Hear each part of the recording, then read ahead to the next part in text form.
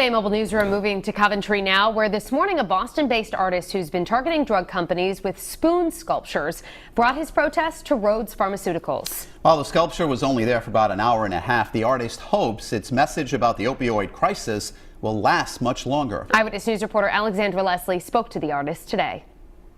I spoke with Domenic Esposito about why he founded the Opioid Spoon Project. He says for him, the burnt spoon sculpture represents his brother's ongoing battle with addiction.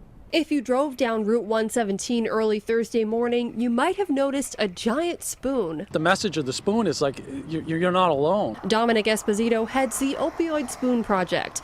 The artist and activist says the project is about protesting the pharmaceutical industry and its creation of opioids. It's really hard not to find people who have been affected by this. At his protest in front of Rhodes Pharma in Coventry, he says people stopped to tell him their stories. We had a couple people drop by and say, you know what, this is amazing what you're doing. I lost my sister-in-law. But Domenic also has a story of his own. My brother's been battling with this addiction now for close to 12 years. He says the burnt spoons his family would find made him realize his brother was using heroin. It really kind of sucks the air out of your lungs when I hear and see these things. Domenic says creating the 800-pound spoon takes about 2 months, but its message is heavier than the actual creation. Maybe it's not a burnt spoon, it's a pill, or it's some rolled up piece of cotton that they use to cleanse it. It's these symbols that really kind of bring back the horror stories, because it's a disease that doesn't just affect the person who's fighting it, right? It affects the entire family.